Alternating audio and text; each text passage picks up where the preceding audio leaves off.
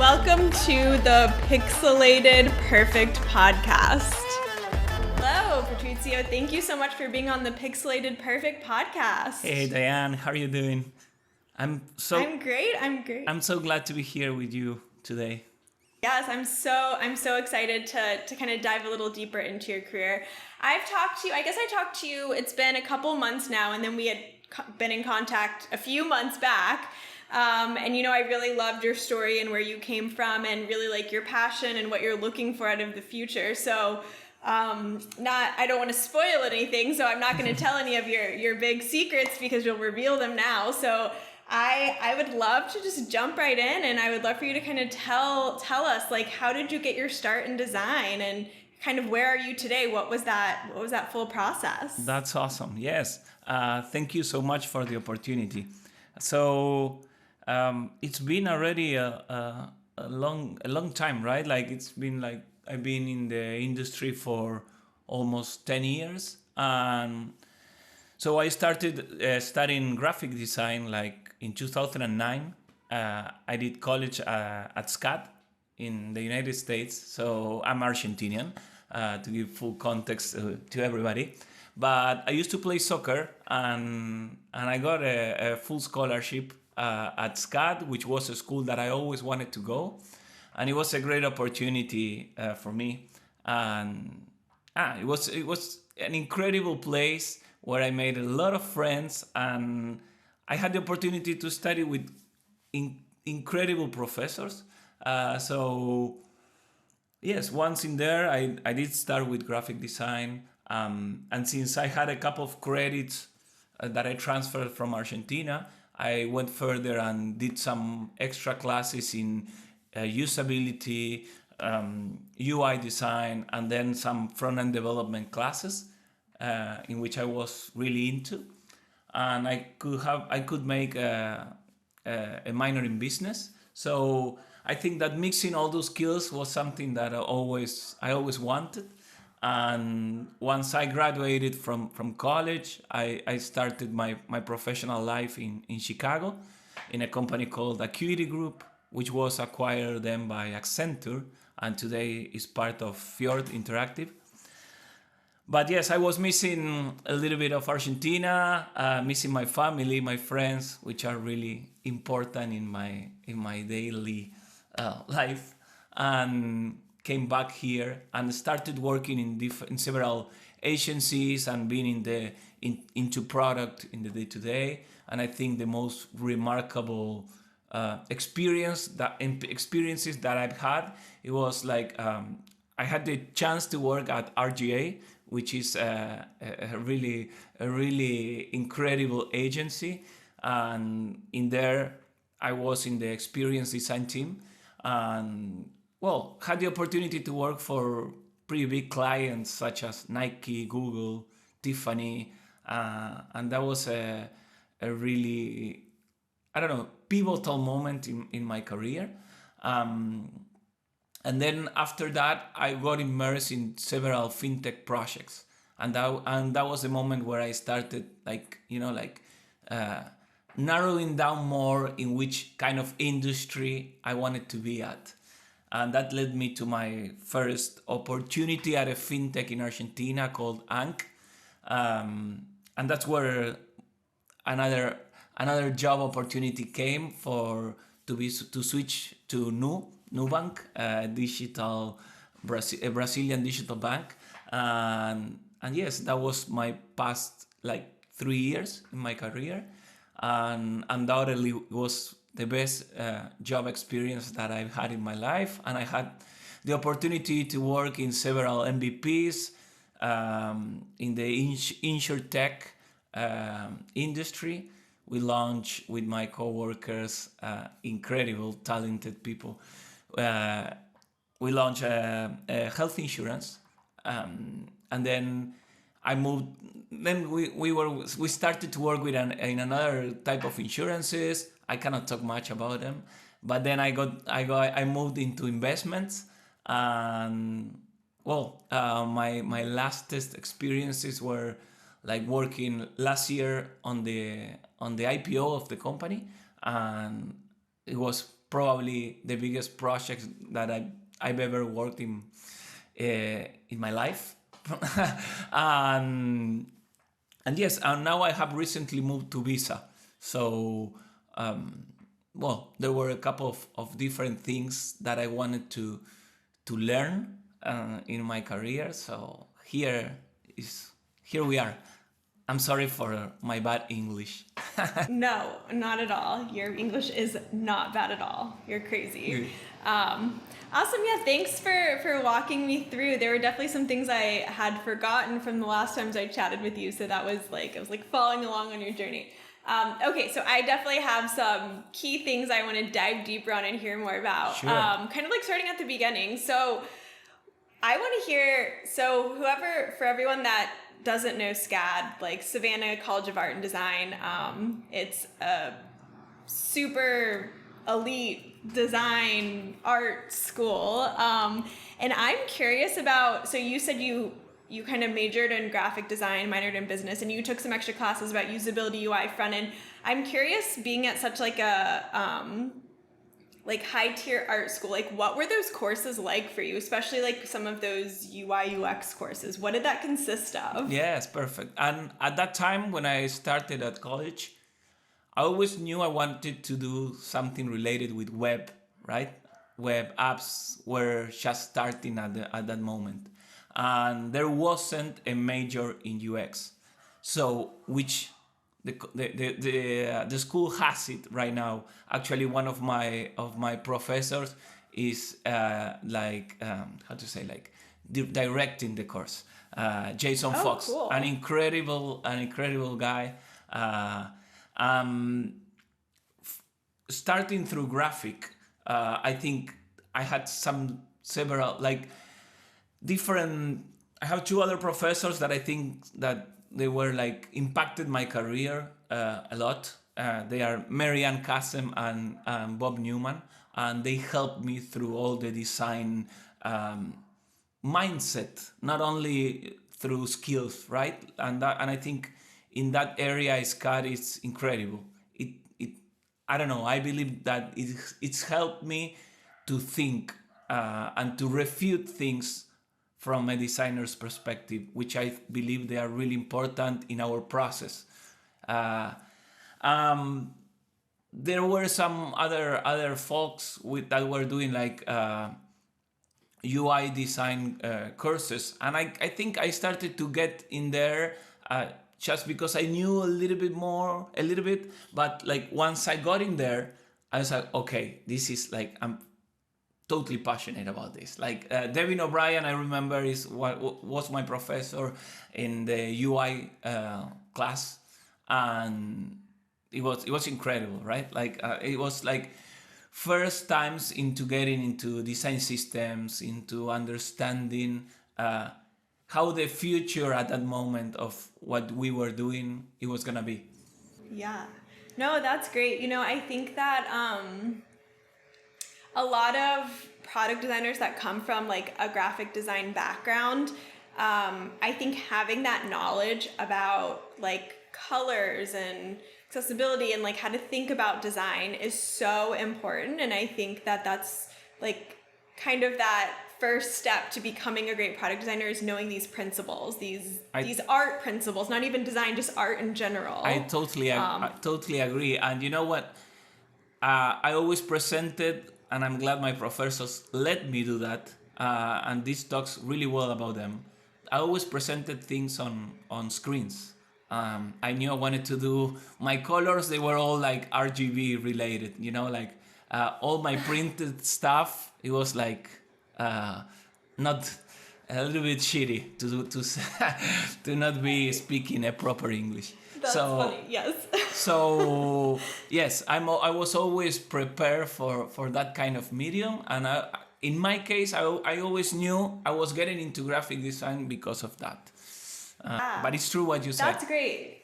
Yeah, I love that. So I also majored in graphic design, and I can tell you that like at the end of my college experience, they like the last 2 years they started to introduce more web-based design courses, but to be honest, like the majority of it was like print and like that's what it was at the time. I took like a Flash class. Flash doesn't even like exist anymore. So that's kind of like useless. So it's great to hear that like you were able to go into these classes and they were happy to have you present and do things on screens and like kind of work with you on your passion of being more on the website of things. I think that's awesome. No, totally. Okay, perfect. Moving on. So your first job in Chicago. What was that like going from graduating to getting that first job? Like, what was that interview process? Because you hadn't had a job as a designer before, right? Like, this was your first big. I actually got it at the career fair in college. So I got the job my last day of school. I was supposed to be presenting my portfolio that day, but I got the interview and they flew me from Savannah to Chicago. And I told that to my professor, Marianne, one of my friends today, right? And I was like, and she told me, like, if you don't fly to Chicago, I'm gonna kill you. So you better get on the plane. You will present the portfolio, send it to me later. You've done plenty of presentations already. So that's amazing. It was incredible. It was incredible. And once I started working at the company, I realized that my learning process it was starting at that moment. When I got in the team, I knew that at college I was learning a couple of things and concepts and things on how to frame ideas. And my learning process was gonna continue probably all my life. So I remember one of my first projects, I did it was a really bad job from my side. I look at it right. What was your first project? It was for a company called Soeris. And I remember our art director, Mu Xian, she was really good and really picky about a couple of things. And I don't know, looking back, I thought some concepts from usability, she helped me. She probably doesn't even know how much she's helped me. So that was a great thing. I always have it on my mind, and I say I'm gonna send a message to Mu and tell her I'm sorry for the quality of the job that I did.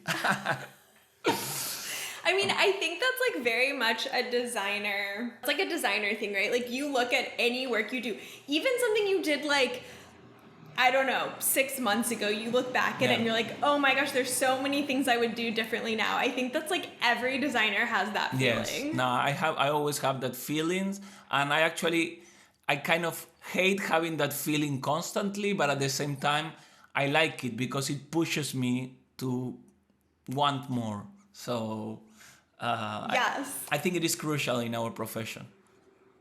Yeah, no, I agree. And I think you also talked a little bit about like you getting your first job. That's like really when you were learning. Like you learned concepts in school, but like bam, you get your first job and you're like thrown into it. And that's where you have to learn like soft skills, right? Like how to communicate with people, how to talk to senior bosses like up the chain, and it's definitely like a whole whirlwind of an experience. Completely agree. But yes, it was a great experience. I don't know. The city, I loved Chicago until the winter came, right? Yeah, Argentina's pretty mild winters, so. Yes, and in Buenos Aires, the weather is perfect because it is not that hot. It gets a little bit hot, but not that much. It gets a little bit cold, but not that much. It doesn't rain too much, but you have some rainy days. So weather in here is pretty good. Yes, I agree. Except you were opposite from, your weather was opposite from home when you were here. All of my friends, they were celebrating Christmas in summer, and I was up there, freezing. I was like freezing. And I was like, yes, that makes you miss the country even more. So, yeah. Yes, totally. No, I get that. Okay, so from there, you went back to Argentina, and you kind of you worked more in agencies and more on product. So talk a little about that transition, like going from working in Chicago at your first job to kind of taking on your next level of experiences. Actually, I came back. I remember December 13, something like that, which was a Sunday. At Monday, I was working in my new job, which was an agency here in Argentina called Pampa Network. It was like a marketing network, and it had some side projects. So I love that company. A lot of friends from there, even the owners. I love them. We used to play FIFA at the breaks, and I had the opportunity of like being really creative from the design perspective, and also keep on doing some things from the front-end development perspective. Like most of the teams, they were engineers, so they helped me, I don't know, in learning Git, for example. It was a great job experience.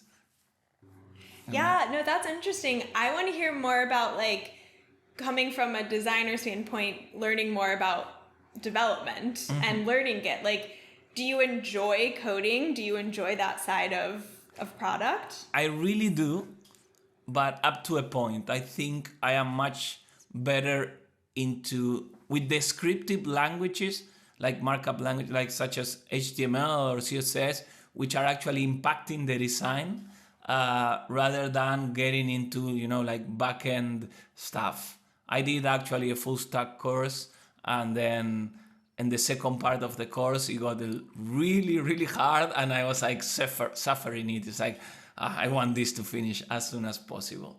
But I do believe it helps me in my career in order to understand engineers' perspective, in order to negotiate with them, because sometimes I know... Negotiate. Yes, I like how you said that. I think it is really important. We as designers, we are dreamers, and sometimes I believe it is part of our challenge to understand in which moments we need to delight a customer, and in order to understand as well in which moments we're gonna save times for development. For example, this being said, maybe an input is not the place to become really creative. It's a pattern that most of our users will understand and will not see that value, right? And maybe on another part of the flow, we can introduce a much creative pattern. If we burden a lot our engineers with a lot of stuff, it is really hard to get on time with the roadmap. So that should be part of our daily conversation within our teams, right? I absolutely love this conversation. I think it's so powerful. I think so many designers, one of the hardest things that they struggle with is communicating with their development teams, and when they see their designs, they're usually not what they expected, because they didn't have those conversations with the development team. They weren't there to support their dev team when their dev team had questions, and negotiate with their developers. Like, you're right, an input field, like, what is that really going to add that much value to your users? No, but maybe like a success screen, and you can do some confetti, I don't know, but Yes. push your developers to do something there for sure. I believe that. I believe it. Yes, and I've always found our folks from the engineering team being really receptive, and you know what? From their mindset, they are people who have always challenged the way I design, because they are much more systematic and logical, and I believe that we always need to listen to our engineers. I don't know. I believe I'm from design. I do believe I have some skills. I'm not gonna be that humble from that way. Please don't. Yes. But I always believe there are like plenty of designers way better than me, way better. However, being humble from the design perspective, it helps me to understand that. To understand that an engineer could give me a really good output, to understand that there are always some other product or visual designer way better than me. And I take those concepts because at the end of the day, what I want is to launch products that work the best possible way, and to, I don't know, make the customers fall in love with their products, with our products. So yes, that's our goal, Love right? that. Yes, that is definitely our goal as designers. Well said. I agree. The last thing I want to say about this conversation that also is a really good point that you made was about the roadmap. Like sometimes when we have all these crazy designs and all these things that are going to make it pop, the developers are going to lose track of that roadmap and it's going to put everyone behind. So it is really like negotiating, making sure, because at the end of the day, business goals are important, like making sure you're hitting those deadlines and making sure you're able to follow that roadmap as closely as possible. Of course. So true. I always say to my friends, there are always cheaper ways to design for you. And yes, I think that's something to have in mind, especially when launching a new product, an MVP. We can do it in the hard way, but we need to be strict on some, as designers, on some topics, right? Because otherwise we won't change the status quo on some patterns. I don't know. Definitely. Yes. And I mean, the roadmap is built by everyone, right? Like product team, that's the designers and the developers and the project managers and whoever your product team consists of. So it's all of you guys, Yes. having that agreement and agreeing on it and building it out. That's awesome.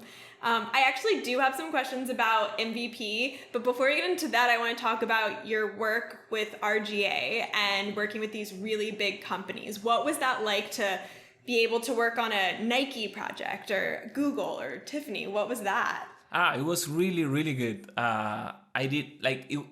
It is being in touch with such huge brands, and I believe RGA hires.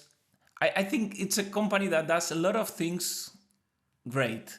Like I have a lot of friends from RGA, really good friends. Like we meet each other like once, twice per month. Like we have become really good friends, and that talks really well about which kind of people they hire, right? And which kind of work environment they generate. And I think it is probably one of, if not the best, probably the best work environment that I've worked in my life.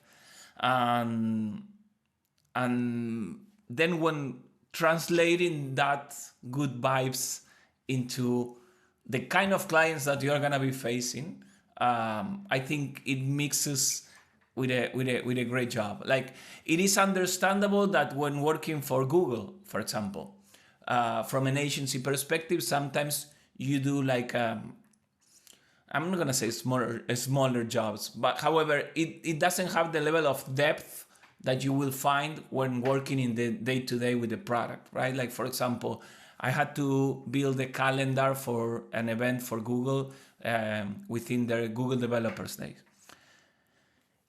From the level of complexity, it was a calendar where like engineers could RSVP their invitations.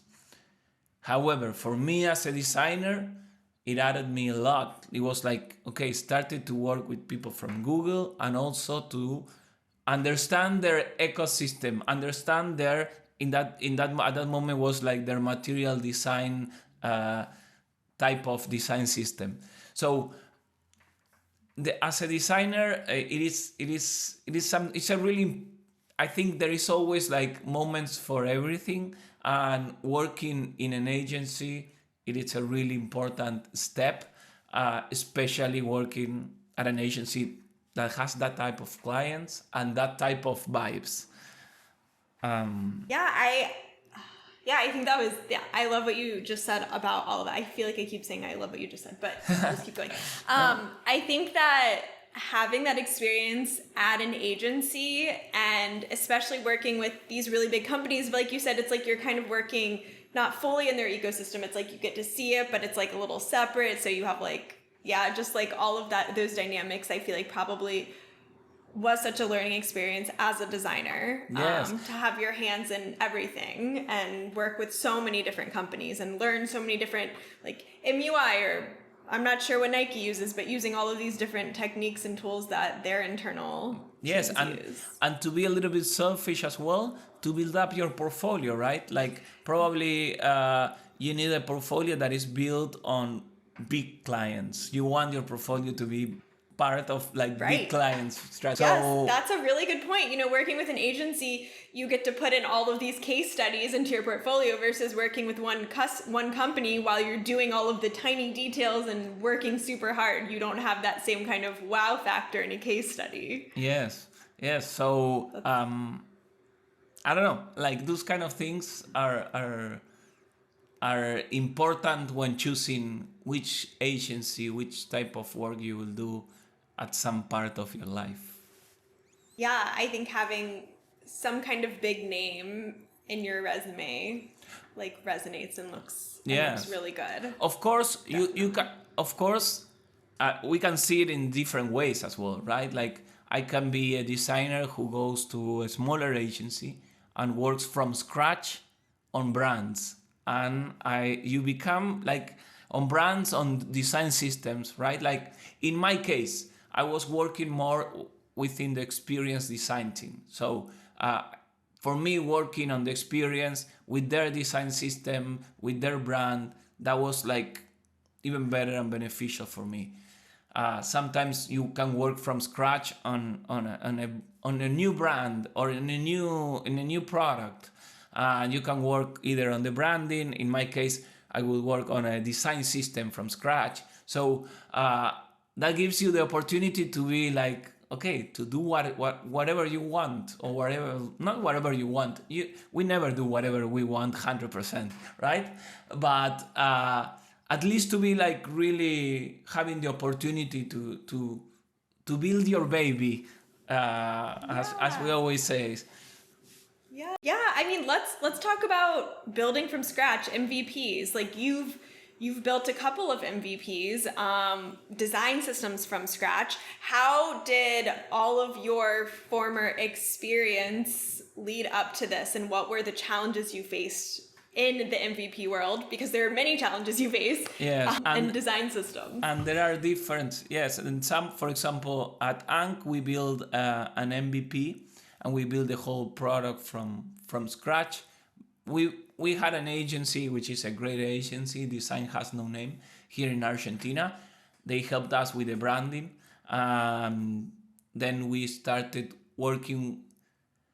Once we understood the brand values, all the brand aesthetics, we could start working as well on the design system to match, because it was I worked for other brands maybe that they were not as digital, and I could see a lot of challenges from that perspective. When the brand is born digitally, you make everything thinking that it has to work on that type of system, right? So it was really important to understand colors, typography, to understand and probably that's something that I would do in a different way, looking back at the job that I did, not to try to burden myself too much into creating the perfect library, right? Like you go and you see material, like iOS libraries, or like big brands libraries, or like, I don't know, Airbnb's design systems, etc. You can see a huge component library, but you have to understand that they also have like huge teams working on them. So if you are like a designer working on a new design system, I think you have to give yourself time to understand that things are gonna evolve. Things are gonna evolve through time, and once you require them, you will start working on them and adding them. This being said, for example, maybe we work on the foundations of the design system in buttons that you will need in typography, etc. But maybe you can start polishing a slider once you need it. So those kind of things I think I would do in a different way. Yeah, that's really great feedback for designers starting in VP. So at the design project, we work with startups. So we are starting to build those design systems from scratch, and definitely kind of running into those issues of like that balance between, oh, we want to do all these cool things with the design system, but when you do it all, half of it's not used because it's such early stages and so many things are still in flux that like it's a waste of time. So yeah, it's like usually what we tell customers and our clients is this is an evolving, ever-changing, it's a living, breathing document, and this is stage one, and we'll continue to build upon it and continue to build those components and those atoms. But I agree. yeah, starting off too big is just a waste of time for the moment, for sure. Yes, I completely agree. That's a really great point. So what was, you helped, was it Nubank IPO? So you worked with them. What was that experience working in a company and kind of getting to that level? It was crazy, but it was incredible. It was like this was last year, right? And I had a busy year for sure. However, the thing is, I could work with colleagues that are incredible, and due to that, the day-to-day was like was better than what it would have been if they were not that great. And I think I learned a lot to manage some situations. My peers helped me to learn that. So yes, I don't know. It was so we work in different perspectives, right? Like I do believe like one of my biggest skills is to understand flows and understanding this, how we might utilize our structure from a technical perspective. And I had the opportunity to work with other designer, Kari. He's the talented one. He's. If I always relate everything with soccer, and it's like if we were talking about soccer, he's Messi and I'm a defensive midfielder. So I'm sorry, Argentinians, we do all these analogies with soccer, especially getting closer to the World Cup. It is already in our mind. We are just thinking about it. But it's true. In that case, he wasn't Messi. We could talk about Pelé or Neymar because he's Brazilian. Right. But yes, what I think I did well at that moment was like, okay, to understand those kind of things, to frame all the things from the product design perspective and try to gain speed. With my boss, Shu Suarez, who really helped me a lot, and of course our design VP, who is a person that I truly admire, Lucas Pettinati. I truly admire. I'm really blessed for all the opportunities that he's given me in my career. And yes, I'm just a little bit sweet about it. All the shout outs. You have so many shout outs. You're going to have to send this to everyone that you shouted out so they can listen.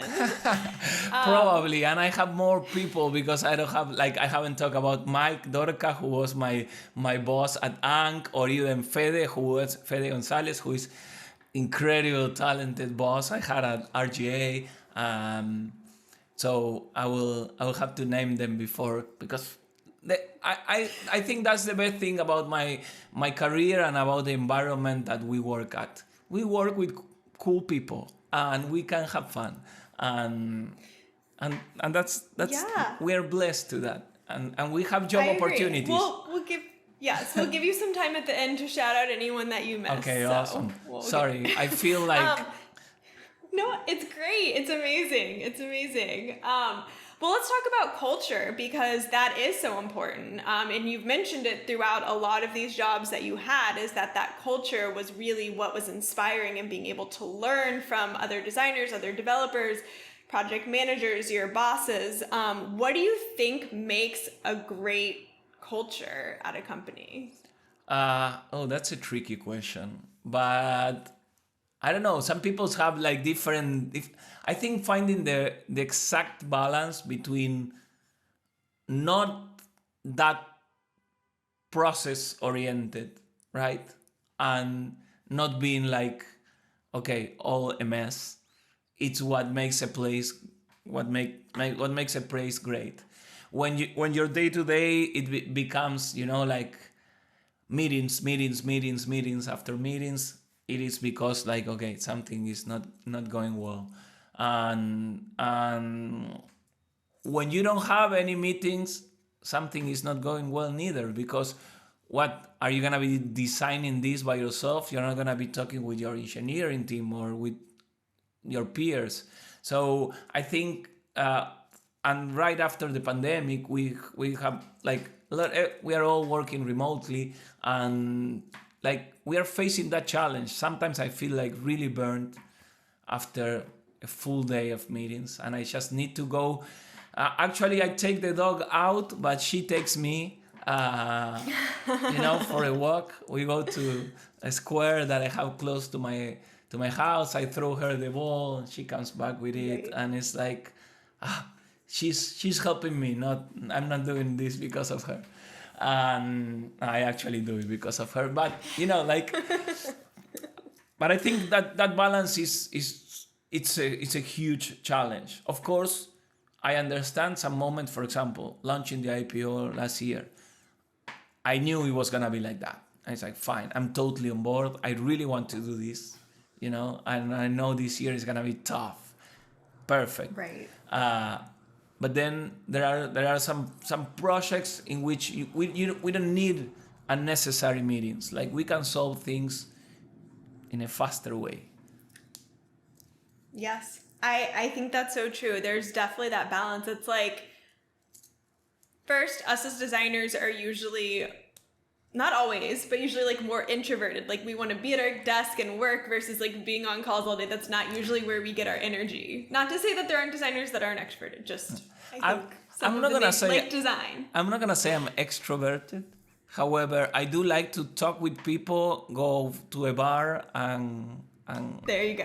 and grab a beer with everybody in the team. I like that. Yes. I like that as well. But I think it is finding that balance, because there's a level of like too many meetings, and as a designer, our role is really to do that deep work and that deep thinking. And if designers don't have that space to do it, then the designs that they come up with are gonna not be great. So yes, totally. Definitely finding that balance. For sure. And sometimes I feel it. We do it to ourselves in designs, right? Like we put too many rituals, too many things, and sometimes those rituals, they don't have any update, and we are in meetings in there watching at each other rather than like, fine, like I just need my time. Right. Yeah, that's true. I think one of my like productivity hacks is I have time on my calendar, the same time every week, blocked off for deep work. And like no one can schedule meetings. I don't accept any meetings like that as deep work time, even if I don't know exactly what I'm working on that day. I know that I have that time set out. So that's great. Yeah, I think that's so important. You put some music on the background, that's your time. Get into the zone. Yeah, on my Slack, I put the little brain so like people don't disturb me. I like as my status. Yep, I got my system figured out. But yeah, I do think there is that balance, and I do think that makes a great culture. And also, everyone, a part of that team, understands like the role of the designer and giving them that space, and like appreciates that. And yeah. And also collaborating. So like you said, if you don't have meetings, there's something wrong. So totally agree with that. Like you have to schedule that time to review designs with everyone involved and get feedback, because designers don't work in a silo. It usually doesn't work that way. Yeah. There's so many other people involved. No, yes, that's great. I hope we get to work someday together. Right? Yes, me too. We're so aligned, so aligned. So you recently took a position at Visa. How is that going? What is your job position there, and what are your responsibilities? I am a senior staff designer, and I'm currently working on different co-creations with different clients within the whole region.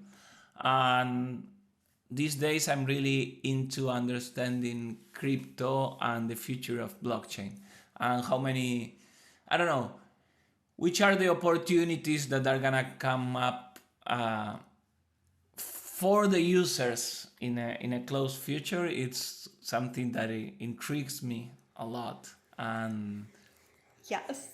I think and payments companies, there are some things that I, I don't want. I cannot talk much about it, but that are some interesting things that are gonna come up. Well, we have already been seeing them, right? Like, I don't know. I think maybe because of our country's economies and structure, we have been pushed much more into understanding and adopting blockchain, crypto payments, etc. So, like for example, you can find companies such as Lemon, which is a company that lets you converts directly your cryptos in your card directly into fiat. And that's it. Like, a lot of people are saving money in USDTs because of our country's economics. So all those kind of things are gonna come eventually. All like, not only crypto as payment, right? Like, but also blockchain as a technology. What is gonna add to our day-to-day lives, right? Like, there are some other products like TravelX. They are creating something really great in the travel industry. AgroToken, a client that we had a co-creation last week, they are tokenizing like grains, like soy grains, for example. And Crazy. So yes, cool. it is to understand the business model. Like, in this case was like the agro industry, yeah, the agro industry, and then also understanding how they were gonna do this kind of like blockchain and crypto integration. So yes, it's been a tough month because it's been like really busy as well. But I believe, like, in the past week, it was like a lot of new information, a lot of things, and it's like, okay, I need to keep on update. Like, sometimes as a designer, I believe that, right? Like, I need to keep on fresh, otherwise you're out. Like, the world changes that fast, and like, if you're not updated, it's like sometimes even if you're, well, like, I don't know, like, if you have to, there are some things that you have to push yourself to do them, right? Like, even if, like, I am not feeling today, like, okay, I want to get in a new course, but maybe there are some things that I need to do. So Yeah, no, I agree. I mean, the design industry, like product design didn't even exist 10 years ago, right? yeah, Like, and where the industry is now, like, who knows where the industry is going? There's so many, I mean, blockchain, crypto, huge. Like, also all the other ways of interacting with products like voice and touch and Web3. Like, totally there's agree. so many new, interesting ways that designers can place themselves and learn about to be like at the forefront of those industries. It's like, it's fascinating. Yes, and what it fascinates me the most, I think, it is to watch and observe the adoption of technology from the society, right? Like, I see it, like, I talk about it and I see it in my mom, right? Yes. And it's like, my mom, she, like, I don't know, like 5 years ago, she wasn't even like turning on the computer, and today she's doing like QR payments. It's not like a big deal, but in Argentina, Mercado Pago is so huge that everybody like pays through QR. But the level of adoption, especially like for example after the pandemic, it's like it's become like it's something that I like to watch and observe, and sometimes I feel like I'm doing a user testing, with my mom, with my dad, and I understand, it's like, how is he not understanding this feature? And Yes. or maybe myself, I'm a total nerd, so I'm searching through, I don't know, I'm watching through, I like to watch a movie, like I'm searching and navigating through Netflix, and I was like, oh, look at that pattern, like, and it's like, or comparing Netflix with Amazon, right? Like know the content per se, but I stay minutes navigating through apps, but not watching anything, and it's like, okay. Yes. I agree. I'm the same way. I'm always judging. I'm always judging apps, and yeah, I'm just gonna say this, which hopefully doesn't hurt anyone's feelings, but Hulu's experience is awful to me. I never know where I am. I never know what I'm doing. I have struggled with Hulu since like day one. I'm pretty sure it's not just me, but I feel like their patterns are like not user friendly. It happens, yes. And like, for example, we don't have Hulu in Argentina, but okay. I do the comparison between probably Amazon Prime and Netflix, You right? can see the difference.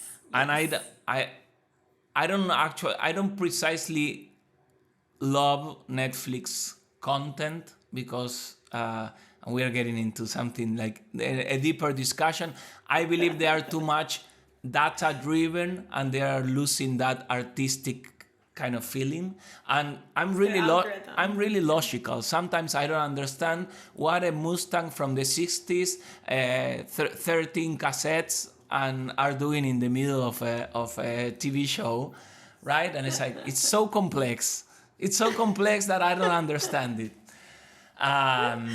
However, navigating through their experience, it's so easy and so like, please delightful.